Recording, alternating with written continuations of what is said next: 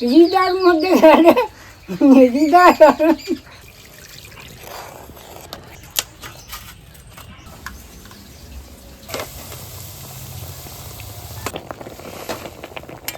হৃদয় হরণ।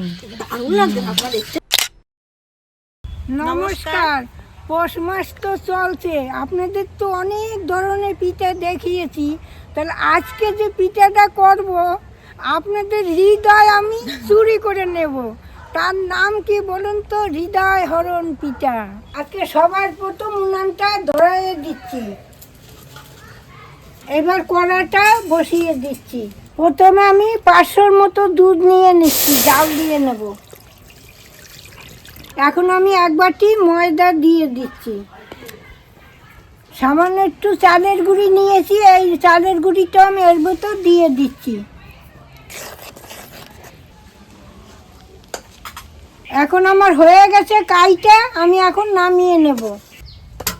না, এবার একটু ভালো করে মেখে দে। এটা একটু ঠান্ডা হয়ে গেছে, এখন একটু হাত দিয়ে ভালো করে মেখে নিই।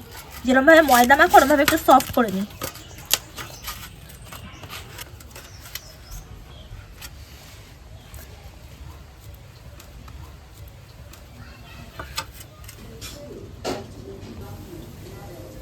এখন এই লেচিটা একটু সুন্দর করে বেলে নেব, একটু ময়দা দিয়ে ভালো করে বেলবো।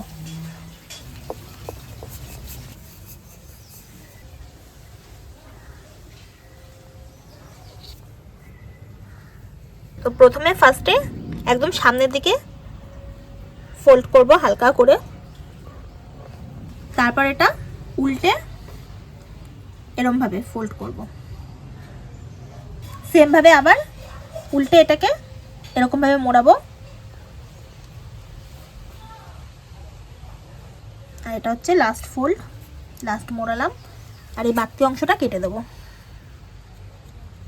তো এখন ঠাকুমার হৃদয়টা বানাবো। তো এই যে এই দুটোকে একদম এই মাথাটা একদম জুড়ে দেবো এইটার সাথে এটা। তারপর আস্তে করে এরকম ভাবে দিলেই দেখুন কি সুন্দর হার্ট শেপ হয়ে যাচ্ছে। আর এটাকে সুন্দর করে একটু জল দিয়ে লাগিয়ে দেবো। একটু জল দিয়ে এই দুটো সাইড লাগিয়ে দিচ্ছি, তাহলে আর খুলে যাবে না। হয়েছে ঠাকুমা? দেখুন একটা পিঠা আমি বানিয়ে নিলাম কত সুন্দর করে।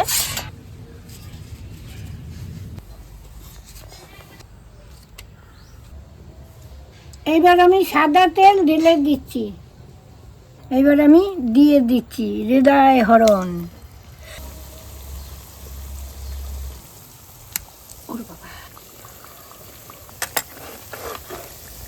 এই দেখুন লাল হয়ে গেছে। দেখুন আমার হৃদয় হরণ ভালো মতো ভাজা হয়ে গেছে। এইবার আমি তুলে নিচ্ছি।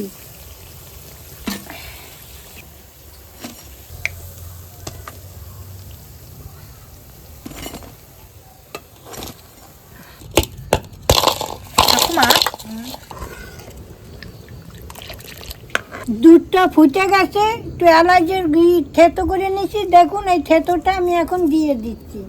পরিমাণ মতন একটু গুড় দিয়ে দিচ্ছি। দেখুন দুধটা কি সুন্দর ফুটে গেছে। এখন আমি এইগুলা দিয়ে দেবো একটা একটা করে।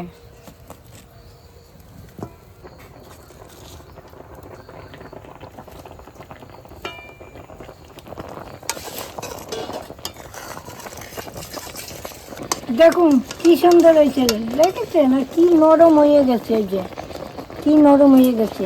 দেখুন দুধটাও শুকিয়ে গেছে, আর দেখুন ক্ষীরের মতো হয়েছে। এই যে হৃদয় হরণ। দারুণ লাগছে আপনারা দেখতে।